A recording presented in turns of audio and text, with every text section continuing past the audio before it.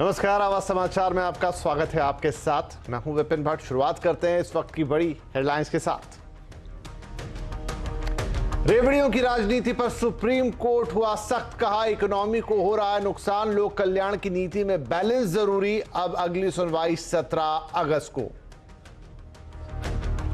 15 अगस्त के पहले देश के कई राज्यों में आतंकी हमलों पर खुफिया विभाग का अलर्ट। दिल्ली, यूपी, गुजरात और मुंबई में सबसे ज्यादा खतरा। अलकायदा और जैश का आतंकियों को हमले का है निर्देश। शानदार ग्लोबल संकेतों से बाजार में आज रही रौनक। बैंक शेयरों ने आज दिखाया दम। निफ्टी बैंक में करीब 600 पॉइंट की रही तेजी। आईटी और रियल्टी में भी रही अच्छी खरीदारी। दिल्ली में तेजी से बढ़ा कोरोना। पब्लिक प्लेस में मास्क नहीं लगाने पर अब 500 रुपए का जुर्माना। सुप्रीम कोर्ट के चीफ जस्टिस ने भी जताई चिंता। जगदीप धनखड़ बने 14वें उपराष्ट्रपति। राष्ट्रपति भवन में द्रौपदी मुर्मू ने दिलाई शपथ। समारोह में पीएम समेत कई मंत्री रहे मौजूद। आज देश भर में रक्षाबंधन का त्योहार। प्रधानमंत्री नरेंद्र मोदी ने रक्षाबंधन को बनाया खास। पीएमओ में काम करने वाले कर्मचारियों की बेटियों से आवास पर बंधवाई राखी। तो ढेर सारी खबरों के बीच शुरुआत फ्रीबीज की खबर के साथ। चुनावी रेवड़ियां बांटे जाने पर सुप्रीम कोर्ट ने कड़ी टिप्पणी की है। सुप्रीम कोर्ट ने कहा है कि इससे इकोनॉमी को नुकसान होता है। हालांकि अपनी टिप्पणी में कोर्ट ने कहा कि इसको बैलेंस करने की जरूरत है। सुप्रीम कोर्ट ने केंद्र सरकार को कमेटी बनाने पर विचार करने के लिए कहा है। इस मामले की अगली सुनवाई अब 17 अगस्त को होनी है। इस पूरे मामले को समझेंगे हम अपने संवाददाता असीम मंजंदा से। तो असीम, सुप्रीम कोर्ट की टिप्पणी आई है रेवड़ी कल्चर को लेकर। हालांकि साथ में वो ये भी कह रहे हैं कि इसके लिए एक बैलेंस अप्रोच की जरूरत है। क्या और बातें कही हैं कोर्ट ने तर्क के साथ? देखिए, चुनाव के दौरान फ्री की पॉलिटिक्स पर सुप्रीम कोर्ट ने नाराजगी जताई। सुप्रीम कोर्ट ने कहा कि एक गंभीर मामला है और इस पर विचार किए जाने की जरूरत है।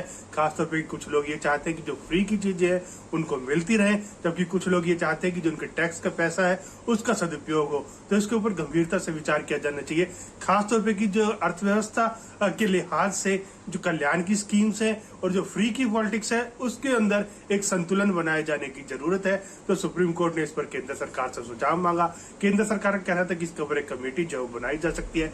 इस कमेटी में केंद्र सरकार के सचिव, राज्यों के सचिव, आरबीआई के अधिकारी और नीति आयोग के अधिकारी जो है शामिल होंगे। ये कमेटी जो है डेलिब्रेट करेगी और अपनी रिपोर्ट जो है वो देगी। उसके बाद तय हो सकता है कि कौन सी चीजें फ्री की है जिनके ऊपर रोक जो है लगनी चाहिए और कौन सी चीजें जो है समाज कल्याण की है जो कि जारी जो है वो रहनी चाहिए। तो सुप्रीम कोर्ट अब इस पूरे मामले की सुनवाई जो है 17 अगस्त को करेगा। जी, शुक्रिया इस जानकारी के लिए। और इससे पहले हम आपको बताएं कि कल प्रधानमंत्री नरेंद्र मोदी ने भी चुनावी रेवड़ियां बांटे जाने को लेकर विपक्ष के नेताओं पर निशाना साधा था। उन्होंने देश पर बोझ बताया था इसे और कहा था कि इससे आत्मनिर्भर भारत का लक्ष्य हासिल करने में रुकावट आ रही है। अगर राजनीति में ही स्वार्थ होगा तो कोई भी आकर पेट्रोल डीजल भी मुफ्त देने की घोषणा कर सकता है। ऐसे कदम हमारे बच्चों से उनका हक छीनेंगे, देश को आत्मनिर्भर बनने से रोकेंगे। ऐसी स्वार्थ भरी नीतियों से देश के ईमानदार टैक्स पेयर का बोझ भी बढ़ता ही जाएगा। अपने राजनीतिक स्वार्थ के लिए ऐसी घोषणाएं करने वाले कभी नई टेक्नोलॉजी पर निवेश नहीं करेंगे। ये नीति नहीं, अनीति है। ये राष्ट्रहित नहीं, ये राष्ट्र अहित है। तो दूसरी तरफ प्रधानमंत्री मोदी के दावों को खारिज करते हुए दिल्ली के मुख्यमंत्री अरविंद केजरीवाल ने कहा कि टैक्स पेयर्स के पैसे का फायदा जनता को मिलना चाहिए और कुछ बिजनेसमैन और घरानों के सिर्फ लोन माफी के लिए इसका इस्तेमाल नहीं होना चाहिए। केजरीवाल ने फ्रीबीज मामले पर रेफरेंडम कराने की मांग भी रख दी है। देश के अंदर यह रेफरेंडम कराया जाए, क्या सरकारी पैसा एक परिवार के लिए इस्तेमाल होना चाहिए? एक पार्टी है जो चाहती है कि सारा सरकारी पैसा एक परिवार के लिए इस्तेमाल हो। जनता से पूछा जाए क्या सरकारी पैसा एक परिवार के लिए इस्तेमाल होना चाहिए। दूसरा मॉडल है, दूसरी विचारधारा है, क्या सरकारी पैसा कुछ चंद दोस्तों के लिए इस्तेमाल होना चाहिए। और तीसरा, क्या सरकारी पैसा इस देश के आम लोगों को सुविधाएं देने के लिए, अच्छी शिक्षा, अच्छे स्कूल, अच्छे अस्पताल, अच्छी सड़कें बनाने के लिए इस्तेमाल होना चाहिए। तो रेवड़ी कल्चर पर कौन लगाएगा लगाम? आज आवाज अड्डा में हमने यही विषय चुना है। इसी पर आज होगी एक बड़ी चर्चा शाम 7:57 पर। जरूर जुड़िएगा हमारे साथ। रेवड़ी कल्चर कौन करेगा बंद? आज का आवाज अड्डा।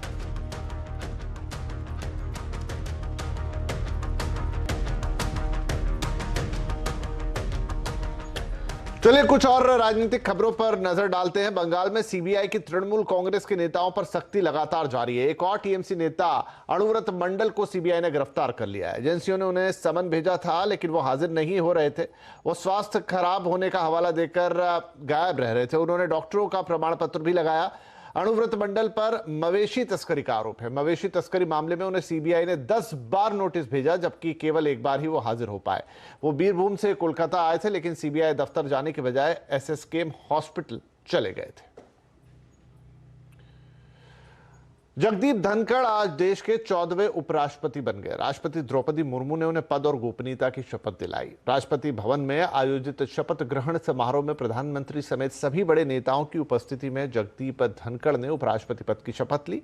शपथ ग्रहण समारोह में प्रधानमंत्री नरेंद्र मोदी, लोकसभा अध्यक्ष पूर्व उपराष्ट्रपति एम वेंकैया नायडू, पूर्व उपराष्ट्रपति हामिद अंसारी, गृहमंत्री अमित शाह समेत कई केंद्रीय मंत्रियों और गणमान्य लोग उपस्थित थे।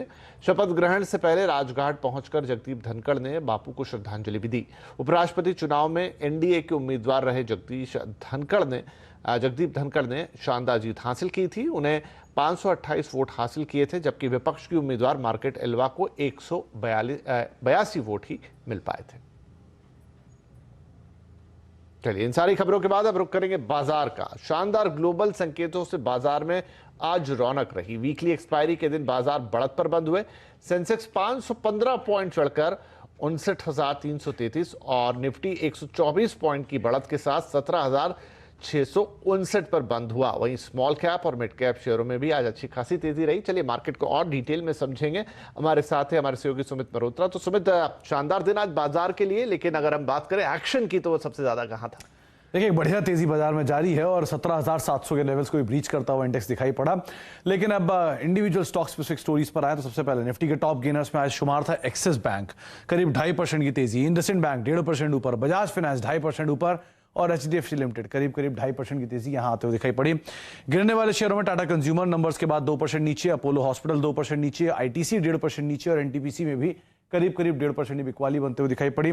मिड कैप के गेनर्स में आईजीएल लगातार दूसरा दिन 7.5% का उछाल, कमिंस 6% ऊपर, एबी फैशंस करीब 5.5% ऊपर और प्रेस्टीज एस्टेट रफली 5% का उछाल यहां आता हुआ दिखाई पड़ा। मिड कैप के गिरने वाले शेयरों में डिलीवरी 6% नीचे, आईसीआईसीआई सिक्योरिटी 3.5% नीचे, एबॉट और मेट्रोपोलिस नंबर्स के बाद करीब 2% नीचे आकर बंद होता हुआ दिखाई पड़ा। एफ&ओ के टॉप गेनर्स में न्यूज फ्लो का इंपैक्ट महानगर गैस में रहा। आईजीएल 7.5% ऊपर, कमिंस और एबी फैशन करीब 5 से लेकर 6% तक का मूव। एफ&ओ गिरने वाले शेयरों में एबॉट, पीवीआर, जीएनएफसी और टाटा कंज्यूमर 2 से लेकर 3.5% तक नीचे जाते हुए दिखाई पड़े। आज दिन था बैंकिंग का। बैंक ऑफ बड़ौदा 4% ऊपर, एक्सिस 3% ऊपर, इंडसइंड 1.5% ऊपर और एसबीआई करीब 2% का उछाल यहां। और आईटी जहां पर माइंट्री 3.5% ऊपर, एलएनटी इन्फोटेक 3%, एम्फेसिस 2.5% और टेक महिंद्रा करीब 2% का उछाल यहां भी आता हुआ दिखाई पड़ा। तो एक अच्छा दिन, जबकि मिड कैप स्मॉल कैप में भी जोरदार बाइंग देखने को मिली। चलिए तो शानदार दिन रहा बाजार के लिए। बहुत शुक्रिया सुमित इस मार्केट अपडेट के लिए।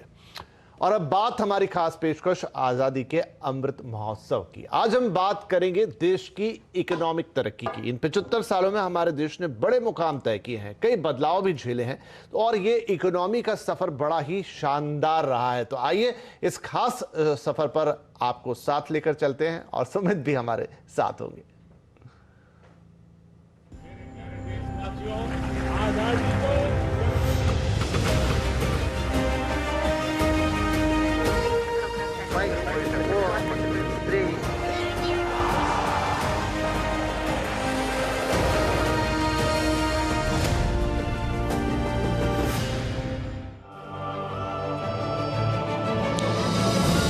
अमृत मंथन में आज हम बातचीत करेंगे देश की अर्थव्यवस्था के बारे में। किस तरह से बीते 75 साल में भारतीय अर्थव्यवस्था ने ग्रो किया है, किस तरह से वो शेप अप होते हुए दिखाई पड़ी है।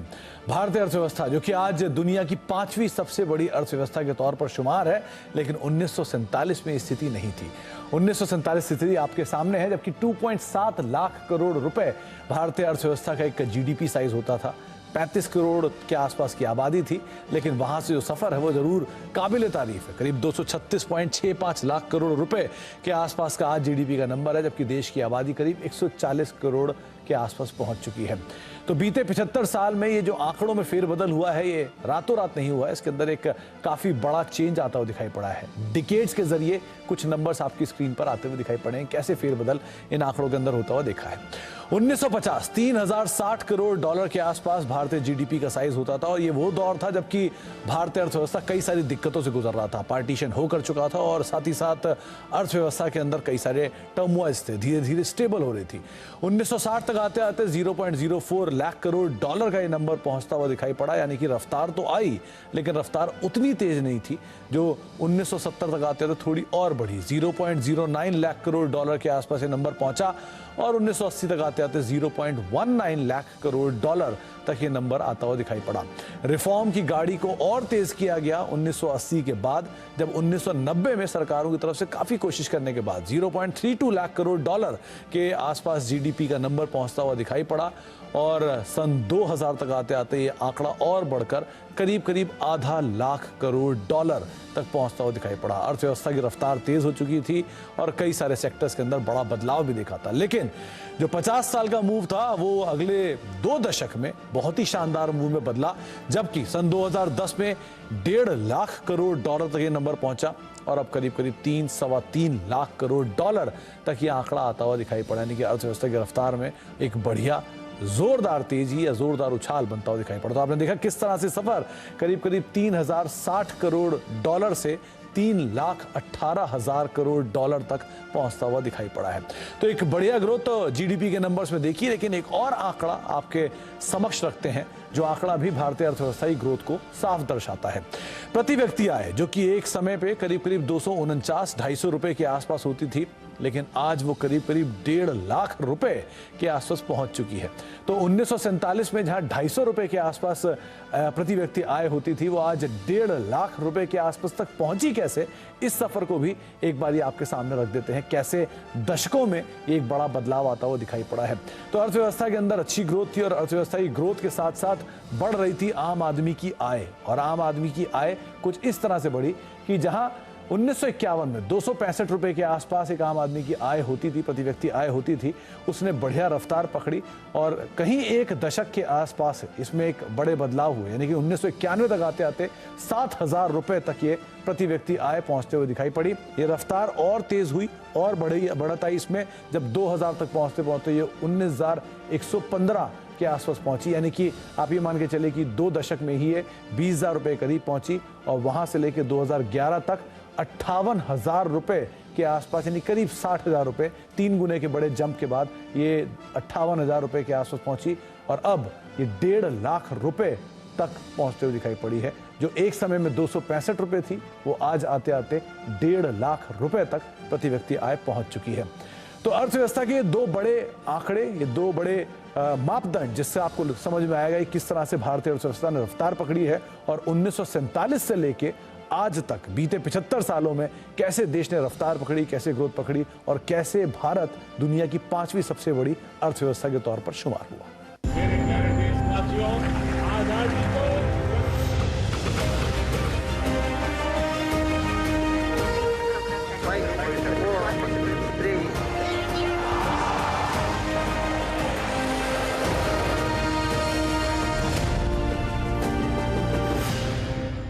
तो आजादी के 75 साल की कहानी वाकई रोमांचित कर देने वाली है। कितना लंबा सफर तय कर चुका है हमारा देश, और आज हमने देखा कि उसकी अर्थव्यवस्था ने अपने आप को कहां से कहां पहुंचाया, और वो हमारे देश और उसके देशवासियों यानी आपसे ही संभव हुआ है। चलिए यहां पर एक ब्रेक लेंगे, लेकिन ब्रेक पर जाएं उससे पहले आपको बताएं कि आज कंज्यूमर अड्डा में हम क्या कर रहे हैं। तो देखिए, कल ही सरकार ने ऐलान किया कि अब हवाई किराए पर जो कैपिंग लगाई गई थी लॉकडाउन के दौरान, उसे हटा लिया गया है। यानी अब बाजार ही तय करेगा कि आपकी टिकट का दाम क्या होगा। ऐसे में अब सस्ता हवाई सफर लग रहा है ये मुश्किल डगर। ऑलरेडी किराए डबल हो चुके हैं, तो क्या यहां से और ऊपर जाएंगे? क्या उड़ने के दिन अब लदने वाले हैं? जरूर जुड़िए हमारे साथ 5:57 पर कंज्यूमर अड्डा आज का।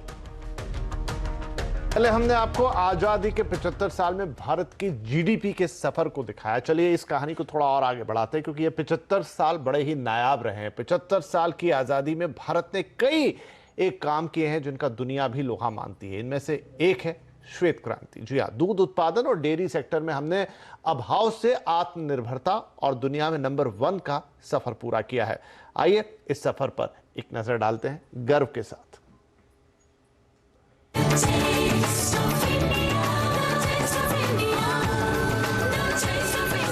भारत आज विश्व का सबसे बड़ा दूध उत्पादक देश है। दुनिया के कुल मिल्क प्रोडक्शन का 22% भारत में पैदा होता है। लेकिन आजादी के तुरंत बाद ऐसी स्थिति नहीं थी। गांव विकास से कोसों दूर थे। देश की जनता के लिए ना तो पर्याप्त अनाज पैदा होता था और न दूध। खजाने पर इनके आयात का भारी आर्थिक बोझ था। 1960 के दशक में भारत सरकार ने डेयरी सेक्टर की नीतियों में बड़े बदलाव किए और 1965 में नेशनल डेयरी डेवलपमेंट बोर्ड की स्थापना हुई, जिसने 1974 में मदर डेयरी को कमीशन किया। मदर डेयरी की जर्नी भी पिछले 47 साल से बहुत ही सेटिस्फाइंग और इम्पोर्टेंट रही है और हमने पूरे एफर्ट किया है कि इंडिया को एक पावर हाउस ऑफ मिल्क बनाया जाए और एक लिंकेज बने हम हमारे फार्मर्स और कंज्यूमर के बीच में। नेशनल डेयरी डेवलपमेंट बोर्ड ने ही 1969-70 में ऑपरेशन फ्लड की शुरुआत की। इसमें कोऑपरेटिव्स के माध्यम से दूध उत्पादन और डेयरी सेक्टर को मॉडर्नाइज करने का लक्ष्य रखा गया। इधर गुजरात के आनंद में 1946 से ही डेयरी सेक्टर में कोऑपरेटिव मॉडल का प्रयोग चल रहा था। ऑपरेशन फ्लड में आनंद मिल्क यूनियन लिमिटेड यानी अमूल को एक मॉडल के रूप में पूरे देश में अपनाया गया। देखते देखते ऑपरेशन फ्लड उस समय का दुनिया का सबसे बड़ा डेयरी प्रोग्राम बन गया। ये असल में एक क्रांति का रूप ले चुका था, जिसे व्हाइट रेवोल्यूशन या श्वेत क्रांति कहा गया। भारत की श्वेत क्रांति में पद्म विभूषण डॉक्टर वर्गीस कुरियन की बड़ी भूमिका रही। उन्होंने डेयरी सेक्टर को संगठित किया और मॉडर्न तौर तरीकों से जोड़ा। 1970 तक देश में दूध का प्रोडक्शन 22,000 टन था, जो 1989 तक बढ़कर 1,40,000 टन तक पहुंच गया और 1997 में अमेरिका को पीछे छोड़ते हुए भारत दुनिया का सबसे बड़ा दूध उत्पादक देश बन गया। श्वेत क्रांति के सूत्रधार रहे अमूल ने वोल्सन और दूसरी विदेशी डेयरी कंपनियों को न सिर्फ कड़ी टक्कर दी, बल्कि भारत की सबसे पसंदीदा डेयरी ब्रांड बनकर भी उभरा। भारत में पिछले 75 साल में जो दूध की क्रांति आई, उसमें अमूल का योगदान बहुत महत्वपूर्ण है। अमूल इस वक्त भारत की नंबर 1 फूड और एफएमसीजी एंटरप्राइज है। पिछले साल का टर्नओवर 61,000 करोड़ था, पर अमूल जो एक सहकारी संस्था है, इसकी ओनरशिप भारत के 36 लाख किसान परिवारों की है। श्वेत क्रांति आज पूरी दुनिया के सामने बदलाव की एक ऐसी नजीर है, जिसमें आम ग्रामीणों की मेहनत, उत्पादन के आधुनिक तौर तरीकों और बिजनेस एंड मार्केटिंग की बेजोड़ रणनीति सीखी जा सकती है। आज भारत दूध के मामले में आत्मनिर्भर है और ग्लोबल मार्केट से बड़ी कमाई करने की तैयारी कर रहा है। आज भी डेयरी सेक्टर में रोजगार और विकास की अनंत संभावनाएं हैं। असीम मनचंदा, दिल्ली।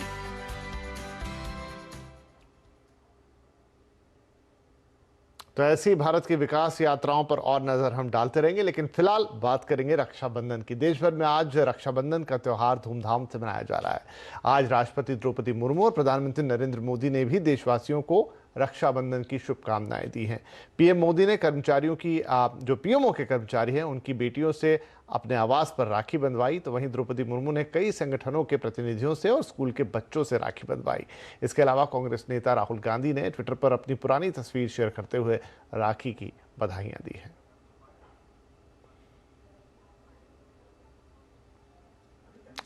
तो इस बुलेटिन में फिलहाल इतना ही, लेकिन खबरों पर लगातार अपडेट के लिए CNBC आवाज और पर जुड़े रहिए हमारे ट्विटर हैंडल, ट्विटर, फेसबुक और यूट्यूब के जरिए। नमस्कार।